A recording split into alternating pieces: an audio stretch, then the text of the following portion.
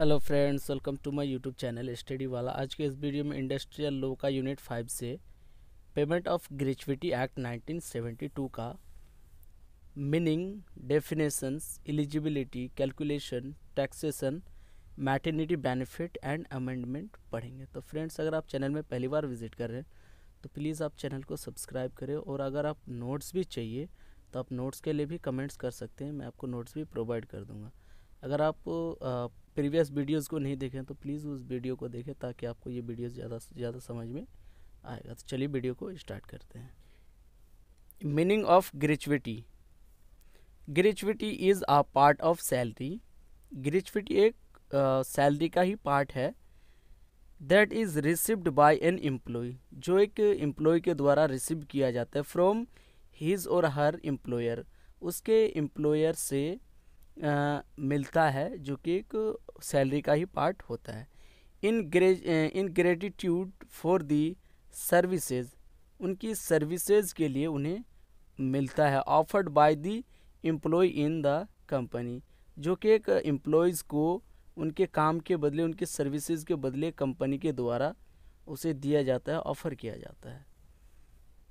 Gratuity is given by the employer to his or her employee for the services rendered by him during the period of employment.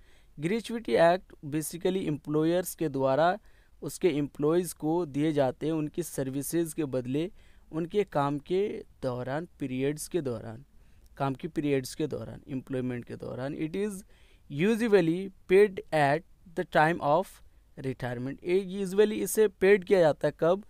Employ का retirement के time. But it can be paid before provided certain conditions are met.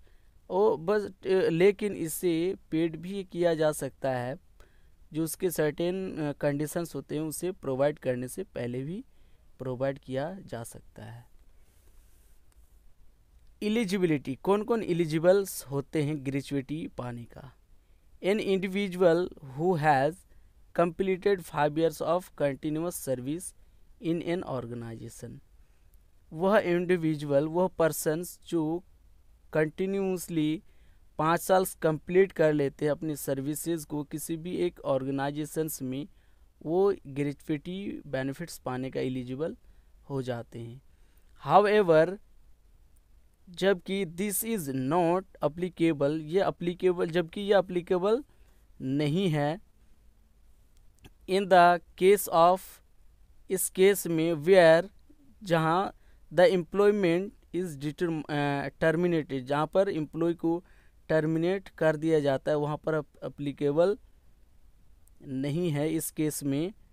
Due to death, death हो जाने के कारण, और any disability, या तो फिर उसकी डिसेबिलिटी हो जाने से, वो अपनी अर्निंग कैपेसिटी खो देने से, इसमें उसे ग्रेच्युटी नहीं मिलता है, अप्लीकेबल नहीं होता है।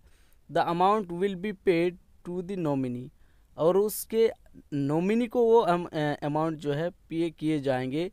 N employee could leave his job, और एक एम्प्लॉय उसका जॉब को छोड़ सकता है, फॉर वेरियस रीजन्स, बहुत सारे रीजन्स के कारण, after which receiving his gratuity, अपनी ग्रेच्युटी को रिसीव करने के बाद एक एम्प्लॉय उस जॉब को छोड़ सकते हैं, लीव कर सकते हैं, अलग अलग रीजन्स के कारण, बहुत सारे रीज़न के कारण। कैलकुलेशन ऑफ ग्रेच्युटी, ग्रेच्युटी का कैलकुलेशंस देखेंगे कैसे करते हैं। Calculation depends on whether an employee is covered under the payment of gratuity act 1972। Calculations जो है डिपेंड्स करता है कि वेदर एन एम्प्लॉय, एक एम्प्लॉय कवर्ड करता है पेमेंट्स को ग्रेच्युटी एक्ट 1972 का। If an employee is covered, अगर एक एम्प्लॉय कवर्ड करता है अंडर द एक्ट, एक्ट के अंडर में, then he is entitled to a gratuity amount, तब वो एक एंटाइटल्ड होते हैं ग्रेच्युटी अमाउंट ऑफ 15 डेज, 15 दिन का सैलरी, और wages multiply by the number of years. तो उसकी जो लास्ट सैलरीज होते हैं, उनकी 15 दिन की सैलरी उसे मल्टीप्लाई किए जाते हैं नंबर ऑफ ईयर से ही हैज़ पुट इन, जितना दिन उसने उस कंपनी में काम किया है उसकी नंबर ऑफ ईयर्स के साथ उसके लास्ट मंथ का 15 दिन की सैलरी से मल्टीप्लाई किए जाते हैं। जैसे उसका फार्मूला दिया गया है, gratuity equal to last drawn basic salary into 15/26 into number of years. इससे मल्टीप्लाई करके उसकी ग्रेजुएटी आप निकाल सकते हैं। Taxation, when gratuity is received by the employee within the duration of his service. Taxation कब होता है ग्रेजुएटी का? जब एक ग्रेजुएटी रिसीव्ड होते हैं एक एम्प्लॉय को उसकी ड्यूरेशंस के दौरान, उसकी सर्विसेज के ही दौरान, देन ग्रेजुएटी इज टैक्सेबल, तब उसका ग्रेजुएटी क्या होता है? टैक्सेबल होता है। And falls under the head of salary, और तब वो एक टैक्सेबल होते हैं अमाउंट, और वो अंडर हेड ऑफ सैलरी के अंडर में आते हैं। But when gratuity is received by the employee, लेकिन जब एक ग्रेजुएटी एम्प्लॉय के द्वारा रिसीव्ड किए जाते हैं eight the time of his retirement, उसके रिटायरमेंट के टाइम पे जब उसे रिसीव्ड होते हैं, डेथ और उसके डेथ के टाइम, दैन टैक्स एग्जम्पशन, तब वो उस पर ग्रेजुएटी पे टैक्स नहीं लगता, वो टैक्स एग्जम्पशंस होते हैं।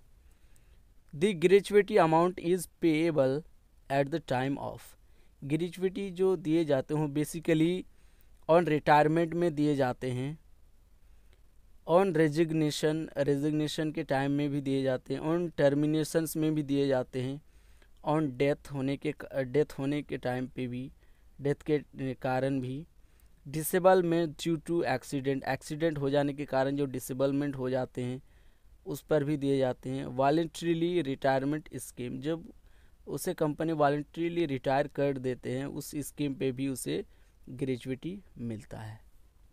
The maternity benefit act, the maternity benefit act 1961 protects the employment of women during the time of her maternity.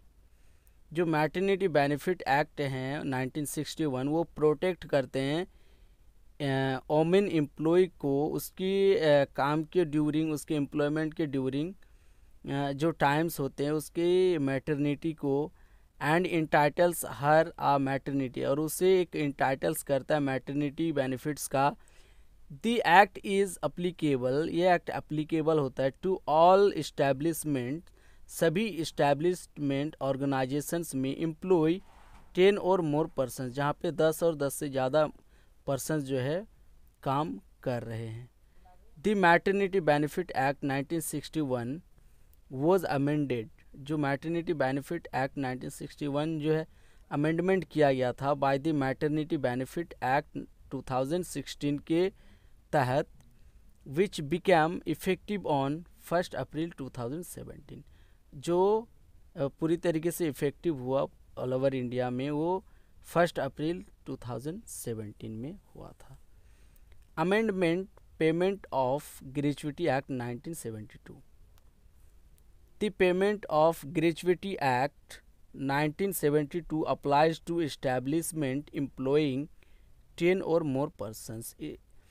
जो पेमेंट है ग्रेजुएटी एक्ट 1972 का, वो अप्लाइज करता है सभी इस्टेब्लिशमेंट में जहाँ पर 10 और 10 से ज़्यादा एम्प्लॉइज़ काम कर रहे हैं, पर्सन्स काम कर रहे हैं। The main purpose for enacting this act is to provide social security, ये एक्ट का जो मेन पर्पस है इन एक्टिंग करने का इस एक्ट को, कि ताकि उसे सोशल सिक्योरिटी प्रोवाइड हो सके to workman after retirement, retirement होने के बाद उसे एक सोशल सिक्योरिटी प्रोवाइड की जा सके। The payment of gratuity act 1972, payment gratuity act 1972 का is an important social security, एक इम्पोर्टेंट सोशल सिक्योरिटी लेजिस्लेशंस हैं टू वेज अर्निंग पॉपुलेशंस के लिए इन इंडस्ट्रीज़ में, फैक्ट्रीज़ में एंड इस्टेब्लिशमेंट में। The gratuity amount under the act is ₹10 lakh. जो gratuity amount है एक्ट के अंडर वो 10 लाख है। The provisions for central government employees, जो प्रोविजंस हैं सेंट्रल गवर्नमेंट्स एम्प्लॉयज़ के लिए under central civil services rules 1972 के तहत, with regard to gratuity are also similar. उसके रिगार्ड जो ग्रेजुएटी है वो भी सिमिलर सी हैं। तो फ्रेंड्स आज के वीडियो इतना है। अगर वीडियो में कोई भी डाउट हो तो प्लीज़ आप कमेंट्स में बता सकते हैं, मैं आपको सॉल्व कर दूंगा। और आपको नोट्स भी चाहिए तो आप कमेंट्स में बता सकते हैं, मैं नोट्स भी प्रोवाइड कर दूंगा। तो वीडियो को ज़्यादा से ज़्यादा लाइक करें, शेयर करें और चैनल को सब्सक्राइब करें। Thank you so much.